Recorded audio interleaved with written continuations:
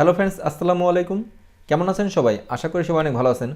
বন্ধুরা, আজকে আমি দেখাবো অ্যাডোবি ইলাস্ট্রেটর সফটওয়্যার ইউজ করে কিভাবে এমকে লোগো ক্রিয়েট করবেন এবং সেই সাথে কিভাবে লোগোকে মকআপে ইউজ করতে হয় তার এ টু জেড দেখাবো আজকের এই ভিডিওতে। আশা করি ভিডিওটি প্রথম থেকে শেষ পর্যন্ত দেখবেন। কথা না বাড়িয়ে শুরু করছি আজকের টিউটোরিয়াল। প্রথমে একটা ডকুমেন্ট ক্রিয়েট করতে হবে। File, new. আমার অলরেডি দেখতে পাচ্ছেন A4 সাইজ সিলেক্ট আছে। আমি কাজটা ইঞ্চিতে করব, ইঞ্চি সিলেক্ট করে নিচ্ছি। ওকে।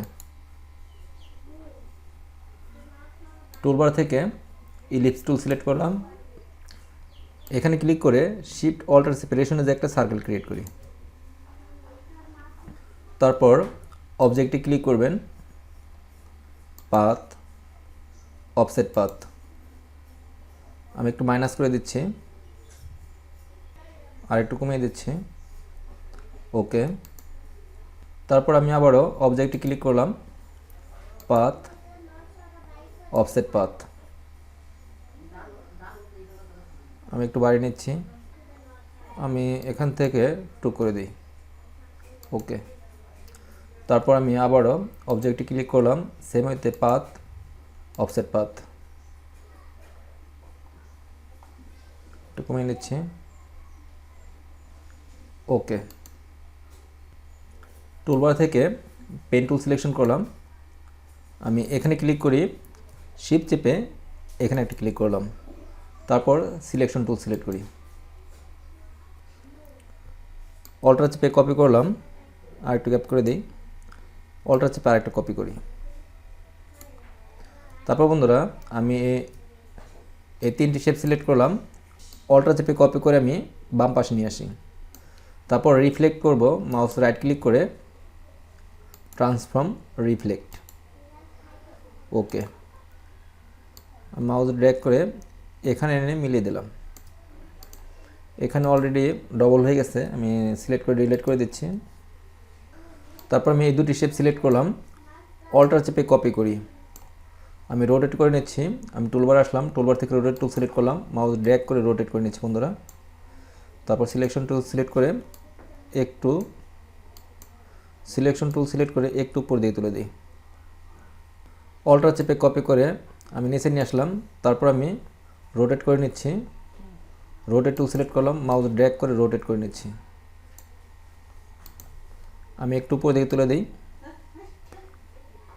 এই অংশটুকু সিলেক্ট করি, আর একটু নিচে দিয়ে নামিয়ে দিই। আর এই অংশটুকু সিলেক্ট করে হালকা একটু উপর দিকে তুলে দিই। বন্ধুরা, আমি এখানে মিলিয়ে দিলাম। মাউস ড্র্যাগ করে এই অংশটুকু সিলেক্ট করি। এই অংশটুকু আমি অল্টার চেপে কপি করে আমি এখানে নিয়ে আসি।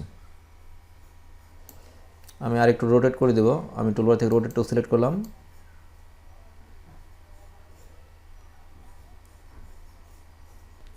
তারপর সিলেকশন টুল সিলেক্ট করে আমি একটু নিচের দিকে নামিয়ে দিই।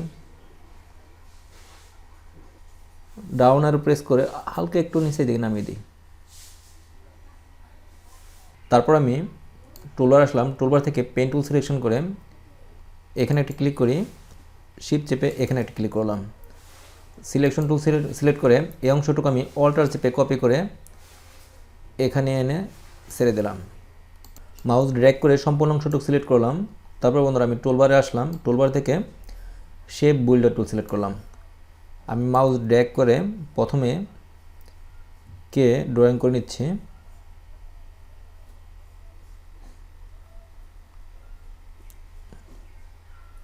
তারপর আমি এই অংশটুকু অ্যাটাচ করি। তারপর এই অংশটুকু অ্যাটাচ করলাম। সিলেকশন টুল সিলেক্ট করি, এই অংশটুকু ধরে একটা কালার দেই বোঝার জন্য। মাউস ড্র্যাগ করে সিলেক্ট করলাম, একটু জুম করে দেখাই বন্ধুরা। এখানে কিছু অংশ অ্যাড হয় নাই। যদি এরকম হয় তাহলে আপনারা শেপ বিল্ডার টুল সিলেক্ট করে এই অংশগুলো অ্যাড করে নেবেন।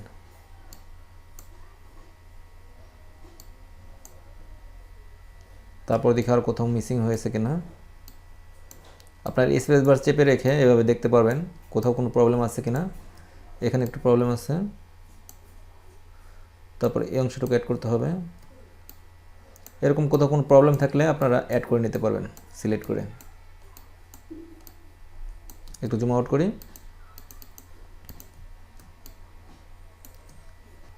মাউস ড্র্যাগ করে এই অংশগুলো আমি অ্যাড করে নিচ্ছি।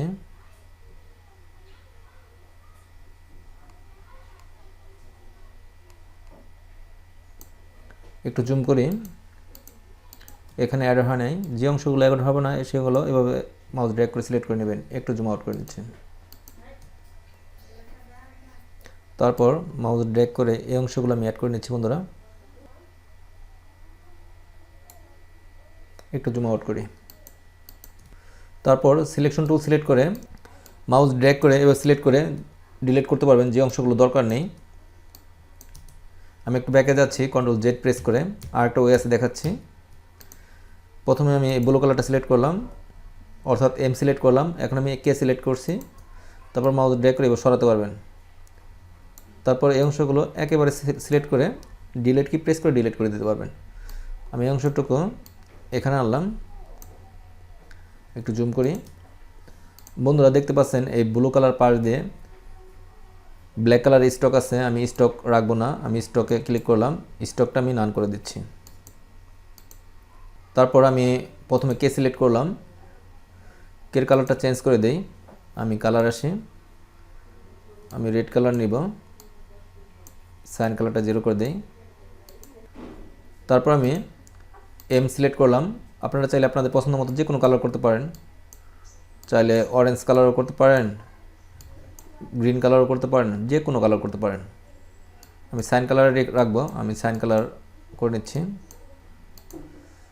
তারপর এই ফাইলটা আমি সেভ দিব, ফাইল সেভ অ্যাজ, আপনারা যে কোনো নামে যে কোনো ফোল্ডারে সেভ দিতে পারেন, MK লোগো। আমি যেহেতু কাজটা অ্যাডোবি ইলাস্ট্রেটর করেছি তার জন্য আপনারা অবশ্যই অ্যাডোবি ইলাস্ট্রেটর কাজ করলে AI ফরম্যাটে সেভ দিবেন অথবা EPS ফরম্যাটে সেভ দিবেন। আমি AI ফরম্যাটে সেভ দিচ্ছি, সেভ।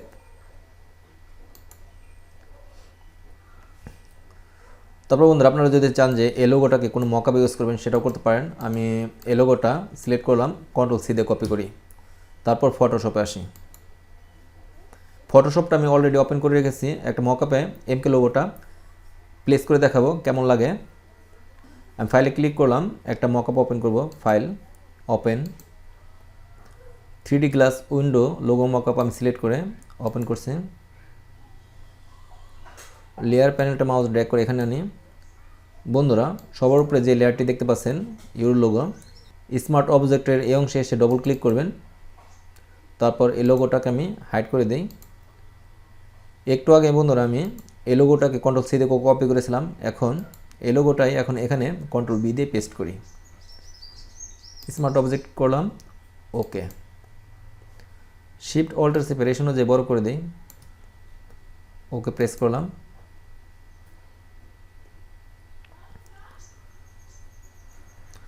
প্রসেসিং হতে বেশি সময় লাগলে স্টপ করে দিবেন। তারপর এই ফাইলটাকে সেভ দিতে হবে, ফাইল সেভ। আপনারা শর্টকাটে কাজ করতে পারেন Ctrl S প্রেস করে। ফাইলটা আমার সেভ হচ্ছে দেখতে পাচ্ছেন বন্ধুরা, একটু ওয়েট করি। তারপর মেন মকআপে আসলাম, একটু জুম করে দেখাই, দেখতে পাচ্ছেন লোগোটা আমার মকআপে সুন্দরভাবে প্লেস হয়ে গেছে। আপনারা চাইলে মকআপটা কাস্টমাইজেশন করতে পারেন। আমি ইফেক্টে ক্লিক করি, এখানে ক্লিক করলাম বন্ধুরা, এখানে দেখতে পাচ্ছেন ইফেক্ট একটা লেয়ার, এই লেয়ারটাকে আপনারা কাস্টমাইজেশন করতে পারেন। আমি অপাসিটি কমিয়ে দিচ্ছি, এভাবে অপাসিটি কমিয়ে দেখতে পারেন আর বাড়িও দেখতে পারেন কোন পজিশনে ভালো লাগে। তারপর এখানে আছে লাইট, এভাবে লাইট ডিপ করতে পারেন, গ্রেডিয়েন্ট চেঞ্জ করে দিতে পারেন, সব কিছু করতে পারেন, ফুল কাস্টমাইজেশন। বন্ধুরা আমার দেখুন সিম্পল স্টেপ ফলো করে আপনারা অ্যাডোবি ইলাস্ট্রেটর সফটওয়্যার ইউজ করে MK লোগো ক্রিয়েট করতে পারেন। আমার এই ভিডিওটি ভালো লাগলে ভিডিওতে একটি লাইক দিবেন, আর আপনারা যদি আমার চ্যানেলে নতুন দর্শক হয়ে থাকেন প্লিজ আমার চ্যানেলটি সাবস্ক্রাইব করে পাশে থাকবেন। কথা হবে নেক্সট ভিডিওতে, সে পর্যন্ত সবাই ভালো থাকবেন, আল্লাহ হাফেজ।